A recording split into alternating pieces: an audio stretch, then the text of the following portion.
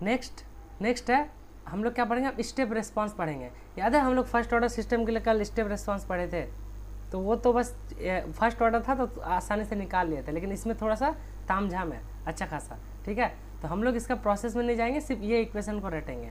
तो देखो step response मतलब इनपुट में हम क्या डालेंगे, यूनिट स्टेप, ठीक है। यूनिट नहीं, जनरलाइज केस में सिर्फ यूटी मान के साथ ए यूटी मान सकते हो। अगर हम यहाँ पे यूनिट स्टेप डालते हैं तो सिर्फ यूटी होता।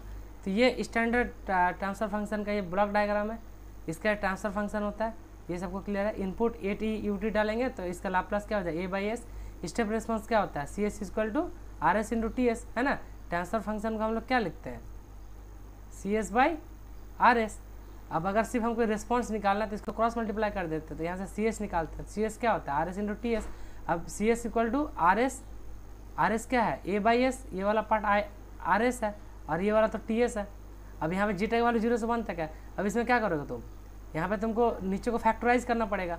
अब इसको जब फैक्टराइज करोगे, देखो ये इक्वेशन को जब फैक्टराइज करोगे तो एक एस वाला पोल आएगा और 2 नॉर्मल पोल आएगा। तो यहाँ पे 3 अननोन बनेगा, A not, A one, A S. इसको जब कैलकुलेट करोगे बहुत लंबा कैलकुलेशन जाता है, बहुत लंबा, इस सब एग्जाम में आएगा नहीं। बस इसका तुमको इन्वर्स का जो स्टैंडर्ड टर्म है सिर्फ एक ही पढ़ना है, कोई अलग सिस्टम के लिए नहीं पढ़ना है, ना ही रैम के लिए पढ़ना है, ना ही इम्पल्स के लिए पढ़ना है, बस स्टेप के लिए ही पढ़ना है। तो इसका जो आउटपुट आता है इसको अभी कॉपी में 4 बार लिखो और रट लो। क्या होता है, ये तो हम 4 साल पहले पढ़े थे, अभी भी हमको ये ऐसे ही रटा हुआ है, मतलब ये गेट में बहुत इंपॉर्टेंट है ये वाला equation. C T equal to A 1 minus E to the power minus zeta omega N T by root over 1 minus zeta square sine omega D T plus phi into u t, ठीक है। यहाँ पे देखो सब हम लोग जानते हैं, जीटा हम लोग जानते हैं, ठीक है। ये रट लो, first order sorry second order step response का आउटपुट है ये टाइम डोमेन में। जीटा हम लोग को पता है, ओमेगा एन हम लोग को पता है, ये वाला भी हमको पता है, इसमें ये जीटा ही इसी पे पैरामीटर है। ओमेगा डी भी हम लोग को पता है, फाइव भी पता है। फाइव क्या होता है, zeta equal to cos phi होता है। तो यहाँ पे सारा चीज़ हमको नोन है। ओमेगा डी क्या होता है, omega n root over one minus zeta square. Cos phi क्या होता है, जीटा। तो ये फाइनली तुम्हारा एक और फार्मूला, ये देखो कॉस का टर्म में है, ये साइन का टर्म में है। तो sine 90 plus theta cos theta होता है ना, या फिर ये cos 90 plus theta sine theta होता है। तो ये इसी का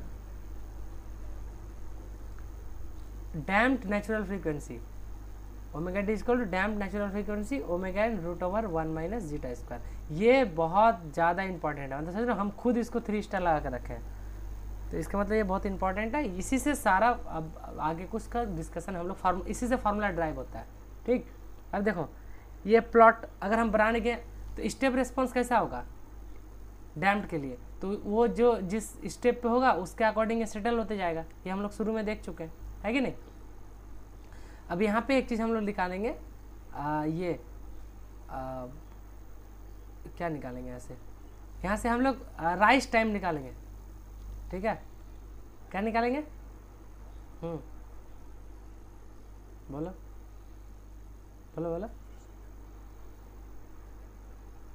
ना। सेकंड ऑर्डर का कुछ नहीं पढ़ना है, सिर्फ स्टेप पढ़ना है। इवन गेट के लिए सिर्फ इतना पढ़ना है, फिर समझो सेमेस्टर में क्या ही आएगा। तुम कभी ऑर्गेनाइजर क्वेश्चन निकालता है ना, फिर वहाँ से और क्लियर हो जाएगा कि ये सब का कुछ चीज़ का नीड नहीं है। बस तुम थोड़ा थोड़ा समझ गया, फार्मूला रट लो, समझ जाओगे। ये डेरिवेशन किसी को देखना तो देख लेना, हम डाल दिए। बस यहाँ से फार्मूला इंपॉर्टेंट है राइज टाइम का। राइज टाइम को हम लोग टी आर नाम देते हैं। टी आर इक्वल टू क्या लिखेंगे, पाई माइनस 5 बाई ओमेगा डी। अब मान लो तुमको ये इक्वेशन दिया रहेगा एग्जाम में, ये इक्वेशन तुमको दिया रहेगा, तो तुम यहाँ से क्या वैल्यू एक्सट्रैक्ट नहीं कर सकते हो कंपेयर कर करके। अगर तुमको एज डोमेन में दिया रहता तो वहाँ से भी एक बार हम कंपेयर करके दिखाएं ओमेगा एन जीटा।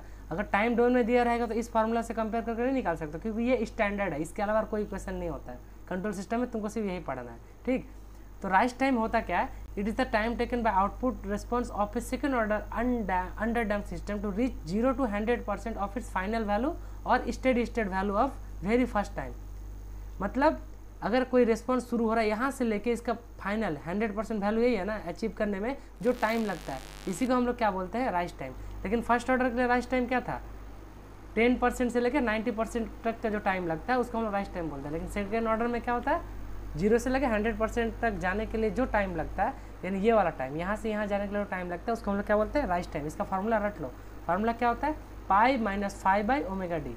पाई तो एक कॉन्स्टेंट है, 3.14 वैल्यू होता है। फाई तुम कहाँ से निकाल लोगे? अगर तुमको पता है तो फाई निकाल लोगे। ओमेगा डी, ओमेगा एन अगर पता है तो तुम क्या ओमेगा डी नहीं निकाल लोगे? अगर मान लो कोई क्वेश्चन में तुम जीटा निकाल लेते हो और ओमेगा एन निकाल लेते हो, तो क्या तुम राइज टाइम निकाल सकते हो? हाँ या ना? बता, निकाल लोगे ना? क्योंकि जीटा, हाँ, plus phi equal to zeta हो जाएगा, और बोलो, और ओमेगा डी निकल जाएगा 1 माइनस ओमेगा एन स्क्वायर से, omega n 1 minus zeta square से। ठीक है, परफेक्ट। पहला चीज़ क्लियर है, राइज टाइम, पहला फार्मूला डन। दूसरा है पीक ओवरशूट। पीक ओवरशूट क्या होता है? देखो, कोई भी यहाँ पे मान लो कोई भी जब रिस्पॉन्स तुम ड्रॉ करोगे, इसे चल रहा होगा, तो जब सबसे पहली बार अपना हाइट को जब वो अटेंड करता है उसको हम लोग बोलते हैं पीक ओवरशूट। और पीक अंडरशूट क्या होता है? पहली बार जो अपना सबसे नीचा वाला जो वैल्यू को वो टच करेगा उसको बोलेंगे अंडरशूट। तो ये वाला होता है ओवरशूट, ये होता है अंडरशूट। तो अब क्लियर है पीक ओवरशूट क्या होता है? पहली बार अपना पीक को जहाँ अटेंड करेगा उसको हम लोग पीक ओवरशूट बोलेंगे। पहली बार जब अपना पीक को ये करेगा, सबसे लोएस्ट पॉइंट को टच करेगा, उसको हम लोग क्या बोलेंगे? पीक अंडरशूट। अब एक बात बताओ, इस जगह का वैल्यू निकालने के लिए क्या कर सकते हो? तो यहाँ पे स्लोप क्या होगा? 0 होगा कि नहीं? जहाँ पे वैल्यू हम लोग मैक्सिमम मिनिमम में क्या करते हैं?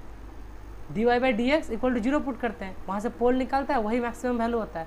तो अगर तुमको यहाँ का टाइम निकालना होगा, तुम क्या करोगे? इस इक्वेशन को डिफ्रेंशिएट करोगे, डिफ्रेंशिएट करके इक्वल टू 0 पुट करोगे। 0 पुट करके जो पोल मतलब जो वैल्यू आएगा, रूट्स आएगा, वही ना इस जगह का वैल्यू होगा, इस टाइम का। और उस टाइम का वैल्यू पुट करोगे तो हाँ उसका एग्जैक्टली ये क्या है? सिंपली मैक्सिमा मिनिमा है। अब किसको मैक्सिमम मिनिमम नहीं कैलकुलेट करना आता बताओ हमको। अब ये तुम्हारा इक्वेशन दिया हुआ है, इसको डिफ्रेंशिएट करो। 1 का डिफ्रेंशिएशन 0 होता है, इसका डिफ्रेंशिएशन करो, ये बनेगा। इसको डिफ्रेंशिएट करके इक्वल टू 0 पुट करो, ये वाला टर्म कोई 0 नहीं हो सकता, हम ये वाला टर्म को 0 करना है, इसको इक्वल टू 0 पुट करेंगे तो यहाँ से हमको फार्मूला जो मिल जाएगा, पीक ओवरशूट का फार्मूला मिल जाएगा। टी पीक ओवरशूट का फार्मूला हो जाएगा। अब देखो इसमें क्या है, ओवरशूट कितना बार आ रहा है? 1 बार, 2 बार, 3 बार। तो एक जनरलाइज इसमें फार्मूला बनेगा, जनरलाइज ही ना बनेगा। तो जनरलाइज फार्मूला क्या है? टी पीक ओवरशूट का 2k-1 पाई ओमेगा डी। अगर तुमको फर्स्ट ओवरशूट निकालना है, फर्स्ट पीक ओवरशूट माने ये पहला पीक ओवरशूट है, ये दूसरा है, ये तीसरा है। अगर तुमको पहला निकालना है तो यहाँ पे k का वैल्यू 1 पुट करना, दूसरा निकालना है तो 2 पुट करना। अगर बाय डिफ़ॉल्ट हमको क्या आना चाहिए? Pi omega D. क्या? Pi omega D. ये मेरा क्या है? पहला पीक ओवरशूट का टाइम है। अगर पहला पीक अंडरशूट निकालना है तो उसका फार्मूला क्या है? Even multiple. ये देखो सिंपली इसको याद रखो, odd multiple of pi omega D. यहाँ पे n, यहाँ पे क्या है तुम्हारा? 2k पाई ओमेगा डी। यहाँ पे क्या है? अगर तुम पहला के लिए निकालोगे तो 2 पाई ओमेगा डी निकलेगा, क्योंकि k का वैल्यू जब 1 पुट करोगे तो ये क्या है? Even multiple of omega D, pi omega D.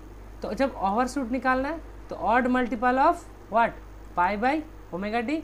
और अगर अंडरशूट निकालना है तो even multiple of pi omega D, है ना। यहाँ पे जैसे जैसे k का वैल्यू पुट करोगे 2, 4, 6, 8। लेकिन अगर तुमको फर्स्ट निकालना है तो फर्स्ट का pi omega D, first peak undershoot निकालना है तो 2 pi omega D. I hope ये वाला चीज़ सबको क्लियर हो गया। क्लास में सब चीज़ समझ में नहीं आता है, हम लिटरली बोल रहे हैं, हमको तो नहीं समझ में आया था कि अंडरशूट कहाँ से आ गया, ओवरशूट आ गया। लेकिन हम जिस वे में बताएं, आई थिंक तुम लोग समझ में आ जाना चाहिए कि ओवरशूट कब हुआ, अंडरशूट क्या हुआ, उसका फार्मूला कहाँ से निकला। क्लियर है सबको? बोलो। बाकी सुमित को नहीं आया क्या? कुछ बोल नहीं रहा। आ गया ना? मज़ा आया? नहीं आया लग रहा, दुखी हो इतना। कंसेप्ट ऑफ ओवरशूट अंडरशूट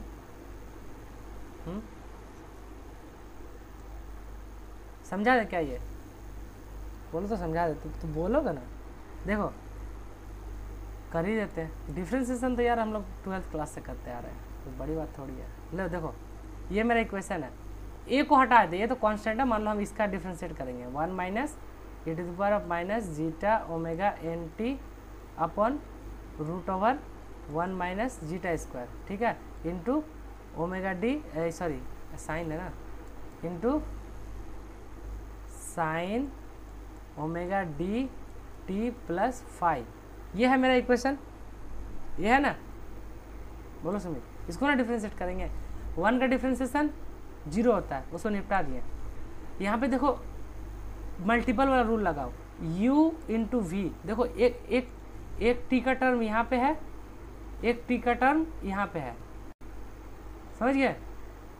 अब u इंटू वी लगाओ, तो पहले इसको कांस्टेंट रख दिए, इसको कांस्टेंट रख दिए, इसको डिफ्रेंशिएट करें, फिर दूसरा केस में इसको डिफ्रेंशिएट किए, इसको कांस्टेंट कर दिए, तो निकल तो क्या e to the power minus omega N t का डिफ्रेंशिएशन नहीं आता है, वो इंटू, बस सिंपल तो था। आप समझ गया, अब सुमित को मजा आया, अब आया। अब ये यहाँ से ये वाला टर्म कभी 0 हो सकता है क्या डिफ्रेंशिएट करके, क्योंकि ये तो कांस्टेंट है, इसमें एक भी पैरामीटर t का वैल्यू तुम कितना भी डाल दो कभी 0 होगा। e to the power something कभी 0 नहीं होता है, e to the power something हमेशा क्या होता है 0 से ग्रेटर देन 0 होता है, पॉजिटिव टर्म होता है। तो 0 हम इसको करेंगे बाहर वाला टर्म को, तब जाकर मल्टीपल आएगा पूरा 0 होगा। तो यहाँ पे इस वाला टर्म को नेक्स्ट पेज में चलो, ये देखो ये इक्वल टू ये है, अब ये इक्वल टू ये है, तो इसको क्रॉस मल्टीप्लाई करो, ये बनेगा, इधर ये बनेगा, इधर tan ओमेगा डी प्लस 5 बनेगा, और इधर omega d by zeta omega n. तो ओमेगा डी को क्या लिख सकते हैं,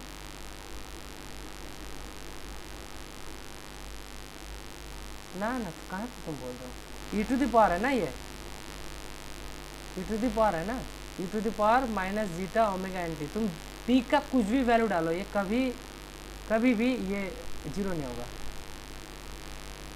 समझे।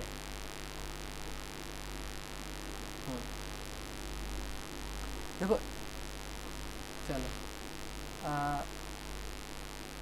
ठीक है, नहीं ई का e to the power minus infinity तो 0 होता है ना, लेकिन यहाँ पे तुम क्या लेकिन इसमें कंस्टेंट है ना, इधर 1 माइनस जीटा स्क्वायर है, तो जीटा हमेशा तुमको पॉजिटिव लेना है, और जीटा का वैल्यू फिक्स्ड है ना, कहाँ से कहाँ वैल्यू फिक्स्ड है, 0 से लेकर 1 तक। अब इस वैल्यू को पुट करने टाइम कभी ये 0 नहीं होगा, उस हम एक्चुअली इसको मेंशन करना भूल गए, ठीक है। चलो अब यहाँ से देखो, ये आगे तुम खुद ही यहाँ से निकाल सकते हो आगे क्या होगा, ये तो प्रॉपर दिया हुआ, ठीक। चलो ये कंसेप्ट समझ में आ गया, कंसेप्ट ऑफ ओवरशूट अंडरशूट क्लियर है सबको। ओवरशूट कब होगा, कोई भी रिस्पॉन्स जब पहली बार अपना मैक्सिमम हाइट को टच करता है उसको हम लोग बोलते हैं ओवरशूट। जब अपने मैक्सिमम टाइम को जब नीचे यहाँ टच करेगा उसको अंडरशूट है। पहला पिक ओवरशूट है, पहला पिक अंडरशूट है, फिर दूसरा पिक ओवरशूट है, फिर दूसरा पिक अंडरशूट है, समझ गए। चलो अब है यहाँ पे इसका कोई नीड नहीं है आगे। अच्छा अब आगे सैमरी से पहले एक चीज़, हाँ फार्मूला देखो, फार्मूला यहाँ से अब रट लो, ये फार्मूला अगर रट जाओगे तो बहुत बेहतरीन है, बहुत काम आएगा आगे। ये कौन सा सिस्टम है, सेकेंड ऑर्डर सिस्टम है ना। सेकेंड ऑर्डर सिस्टम का स्टैंडर्ड ट्रांसफर फंक्शन रट लो, P S equal to omega N square by S square plus 2 zeta omega N S plus omega N square. यहाँ से अगर उसका रिस्पॉन्स क्या होता है, step response C T equal to A 1 minus E to power minus zeta omega N T by root over 1 minus zeta square sine omega D T plus 5 into omega U T. ये है इसका steady state error क्या हो जाएगा, steady state error infinity अगर put करोगे ई to power minus infinity क्या होता है 0, तो यहाँ पे ये वाला टर्म अगर 0 होता है पूरा निपटा देगा तो बचेगा क्या 1 माइनस 0 0 होगा, तो सिर्फ ये बच जाएगा जो बाहर है। अगर ये 1 है तो सिर्फ यहाँ पे 1 बचेगा। ये क्लियर है। इसका रिस्पॉन्स कैसे दिखता है, ये एकदम एग्जाम में आए ना, ये सारा चीज़ एकदम एज यूजुअल लिख देना। इसका रिस्पॉन्स कैसा होता है, ये स्टेप के अकॉर्डिंग ये डिक्रीज होने जाता है। ये देखो राइज टाइम का फार्मूला पाई माइनस 5 ओमेगा डी, ये पीक ओवरशूट का फार्मूला, ये जनरलाइज फार्मूला है ओवरशूट का, ये अंडरशूट का। राइज टाइम 40 होता बता दिए, time constant 1 by zeta omega n पीछे हम लोग देख चुके हैं, omega d omega n root over 1 minus zeta square ये देख चुके हैं। ये होता है डिले टाइम, डिले टाइम का फार्मूला होता है 2 पाई बाई ओमेगा डी, ये होता है डिले टाइम, एक्चुअली लिखा हुआ है फिर और एक बार लिख देते हैं डिले टाइम इसका, हाँ अंडरशूट में आएगा। जो ऑड मल्टीपल में आएगा वो तुम्हारा आएगा इसमें, तुम देखो ना यहाँ पे जो आएगा वो ओवरशूट है ना, फिर दूसरा इवन ये आएगा, ये फर्स्ट होगा तो ये दूसरा में आ जाएगा, तीसरा चौथा ये पांचवा।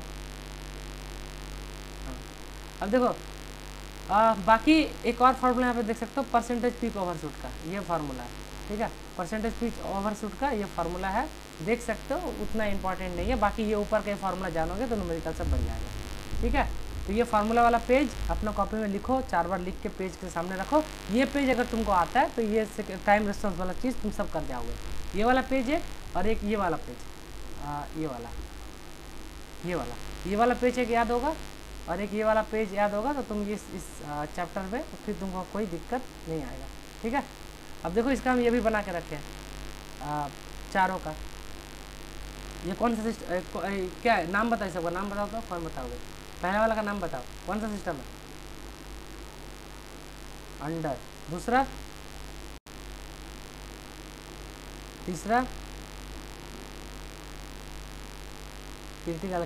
क्यों बताओ तो? ये और ये दोनों में से ये क्रिटिकल टाइम क्यों है? क्योंकि ये फास्ट है, जल्दी। ये देखो थोड़ा सा लेट लगा रहा है। और ये क्या है? Over dam. ठीक है, ओके, चारों क्लियर है? पोल देख लो, इसमें पोल क्या आता है? इस साइड में आता है। इसमें पोल क्या आता है? ज्योमेट्रिक एक्सिस में आता है। इसमें रिपीटेड आता है, इसमें अलग अलग आता है, बट नेगेटिव रियल एक्सिस में आता है। ये चारों का ग्राफ एक साथ देख लो। ये हो गया तुम्हारा वो वाला जो अनडैम्प्ड है, उसके बाद ये अंडर डैम्प्ड है, और उसके बाद ये क्रिटिकल और ये ओवर, चारों को एक जगह प्लॉट कर दिए। इसको तुम लोग ना मैटलैब में देखना। मैटलैब में जब कंट्रोल सिस्टम का प्रैक्टिकल करने जाओगे ना, ये वाला तुम ऑब्जर्व कर सकते हो वहाँ पे मैटलैब में। देखे हो? प्रैक्टिकल तो हो चुका होगा, हुआ था प्रैक्टिकल, देखे हो ना? इसको एनालाइज किए होगे, है ना? चलो, तो टाइम रिस्पॉन्स में इतना ही कुछ था। इतना इज मोर सफिशिएंट एक सेमेस्टर के लिए।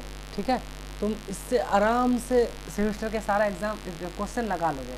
अब चलो, हम तो बोले लेकिन विश्वास नहीं होगा, तो हम लोग चलते हैं ऑर्गेनाइजर क्वेश्चन में। हाँ बताओ। हाँ, और एक क्या कंप्लीट करना बताओ।